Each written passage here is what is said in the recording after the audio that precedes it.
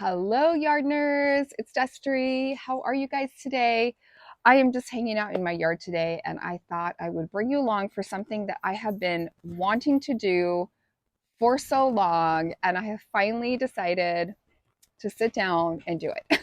So, if you're anything like me and you have creative ideas, but then sometimes you just need the motivation to do it, well, here you go. Here's your motivation. So, let me show you what I'm talking about today. Today, I'm going to be working on a yardening journal.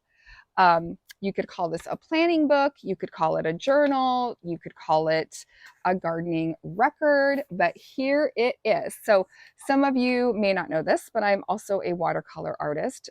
So I went online and I looked at a lot of different downloadable, um, yard or garden journals and different garden planning books and things like that. And honestly, there's some free downloadable ones out there, but nothing that I really loved. And I thought, I'm a creative person. I'm going to do what I need, what my needs are, instead of following someone else's template. So what I decided to do was do my own cover art. So here is my journal, my yardening journal, that I watercolor painted and drew. I'm really happy with the way it turned out. And what I did is I just got a plain binder and I started making some different sections. So I'm going to show you what I have so far, but I have a lot more to do today. And so I'm hoping you will join me as I kind of figure this out along with you. So I did use some prettier scrapbooking paper that I have. And then I just have some plain, instead of using lined paper, I decided to use just some craft paper that I had just for writing. And I'm going to be taping some things in, and I want to have room to journal and draw and things like that. But whatever kind of paper you want to have. So I have some paper.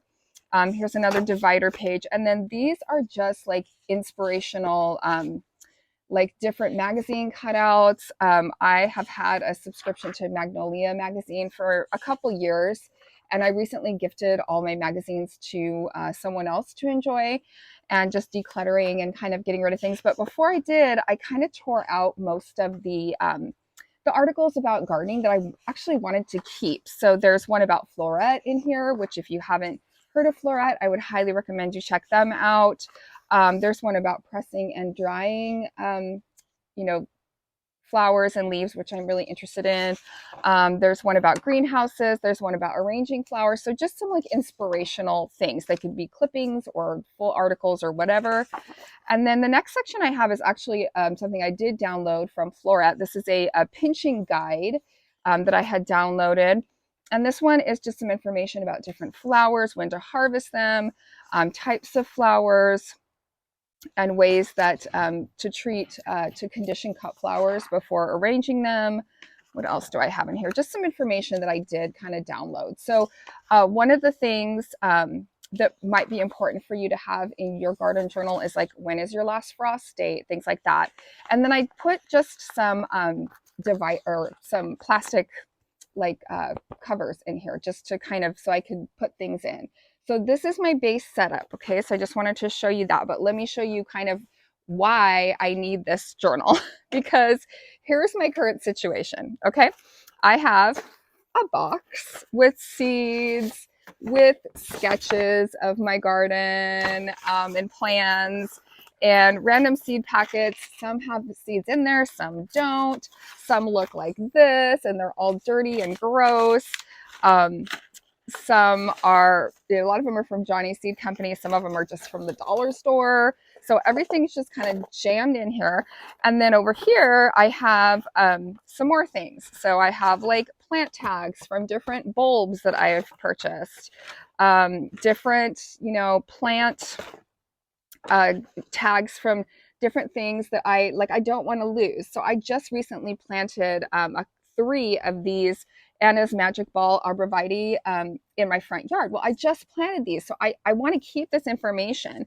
Right now, it's currently thrown in a box, and it is in my greenhouse. Honestly, it took me 30 minutes to even find this stuff because I knew I had it somewhere, but it's where is it? So if you're anything like me and you're a gardener or a yardener and you have creepy spider webs all over your tags. Here's another one I love, you guys, my little lime hydrangea from Proven Winners.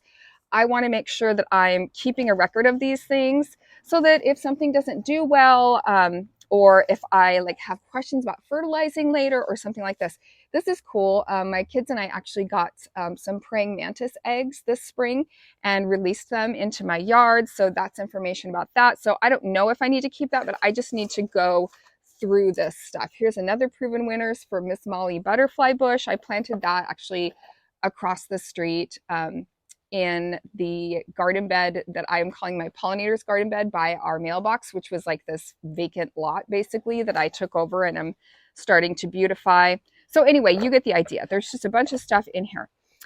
Quick tip though, if you have these little kind of tags where they're just like the price tag basically from whatever nursery, keep these because you can, you know, kind of wash them off and write on the back. So when you're doing your like winter and fall seed starting, you can use these as just plant labels. And that's really helpful because then you don't have to buy as many of them. So, you know, things like this, all they have is the price on them. Just flip them over or cross this out. You can use these again.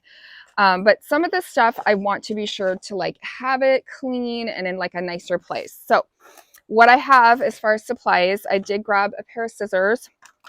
I've got a couple Sharpies that I stole from my kids' beautiful set of Sharpies, a pen, and then I have some double-sided tape.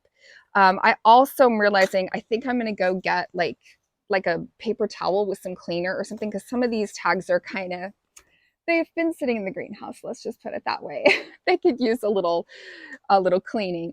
Oh, one other place I was going to show you that I store my seed packets is this really beautiful recipe box. So this recipe box was actually my Auntie Fern's, and it's like one of these items that it's so treasured to me. I'm not a cook. I don't really cook or bake, but I use this to store my seeds in. So it's a really beautiful and special place for me to keep some of my seeds. So I have seeds in here. I probably will go ahead and keep like seed packets in here where there's still seeds in them. I have some milkweed I need to plant up. I'm super excited about that. Oh, also, I was going to tell you, I actually had a native milkweed that popped up in my pollinator garden. It's so crazy. It just popped up and I researched it. Turns out it's a native milkweed to the Pacific Northwest here in the Willamette Valley where I live.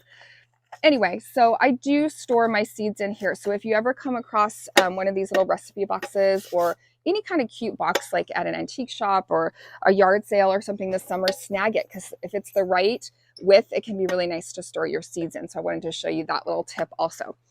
So I'm going to get busy on putting some things together for my journal, my Yardening journal, and I will give you kind of show you how it comes out when I'm done. Obviously, this is going to be a work in progress. I probably won't get it all done today, but it's really hot today. It's really warm. I've been doing some yard work and I just need a break. So this is a good chance for me to sit down. Okay, what did I plant? How can I, you know, make some quick notes about those things?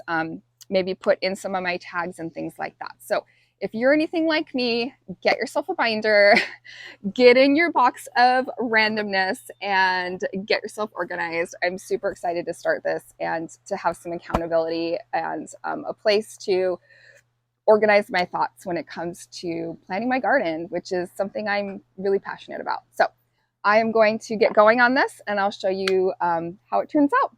All right, see you then.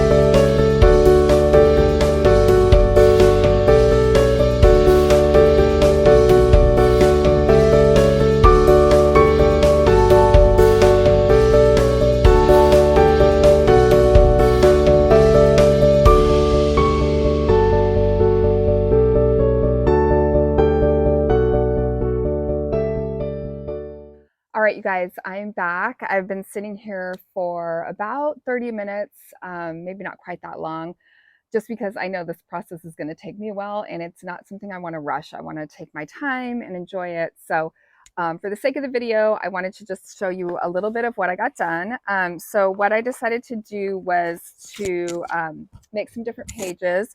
And I just used my double-sided tape because I think this would be nice to be able to like pull these out and look at them. Now, I almost made the mistake of cutting off the proven winners tags.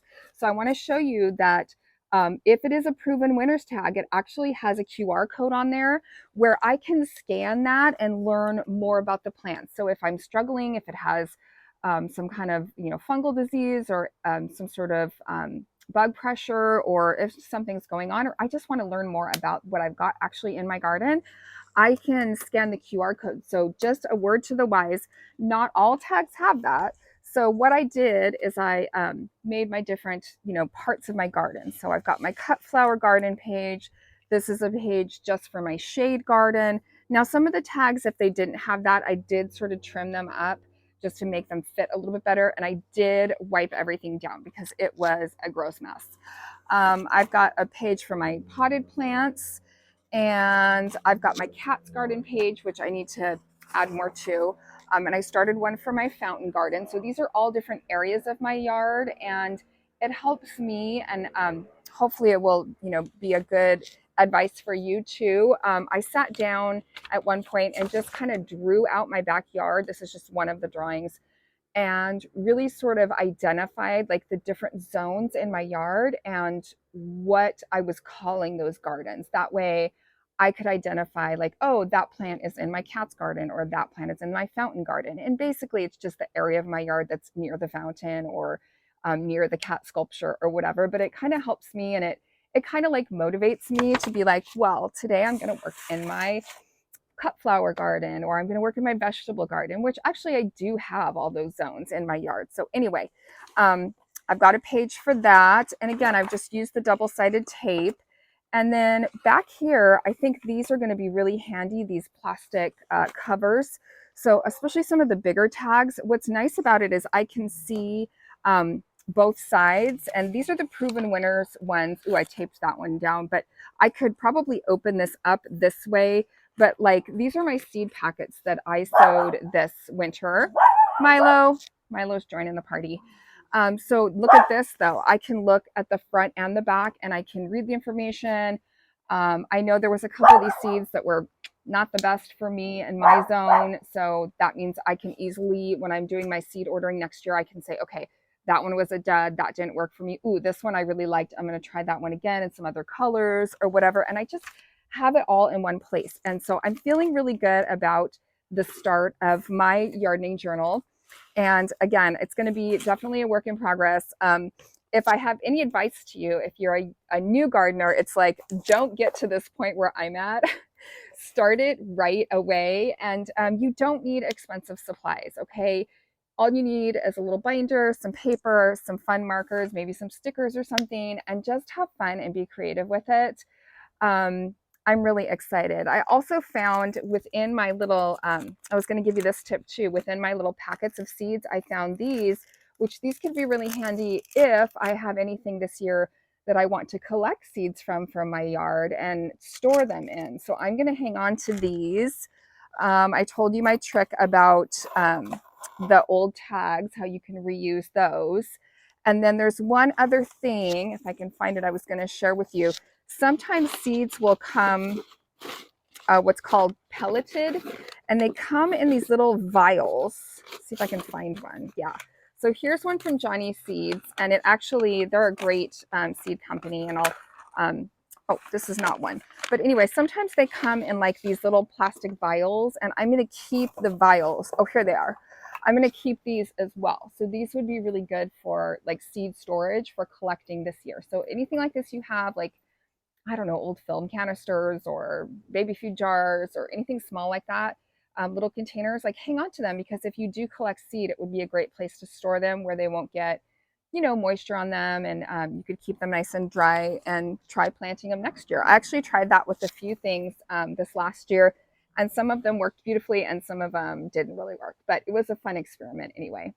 So another cool thing is in my organizing, I found several packets of seeds that still have seeds in them. And you better believe I'm going to be getting my booty out into my yard and getting this stuff planted, because here we are. It's the beginning of June and it is time. It is time to get some more of this stuff in the yard. For example, this is the nasturtium. I have a nasturtium here. I'll grab it for you. It's just right back here. So this was my first nasturtium that I planted, and you can see it's doing beautifully. So I definitely want to plant a few more of these, and I think I have time if I get these seeds in the ground now. That's the other thing about seeds, and I'm sure I'll do more videos on this, but they have a shelf life. So when you buy them, you want to use them within a year if possible, possibly 2 years, but after that, they really can not produce if you try planting them. But you can see my nasturtium is going nuts. So I want to get a couple more of those going.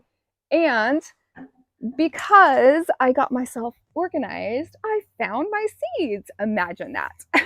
So anyway, I hope that this video helped you to be motivated to get yourself a gardening journal started. And if it does, please leave me a comment and let me know, or give me any tips if you have a really wonderful way that you organize or plan your garden. Let me know. I would love to get feedback, and please like and subscribe the video so that I can continue to make more videos. And if you need me, I will be working on my gardening journal and getting myself organized. All right, you guys, I'll see you next time. Thanks for watching. Bye.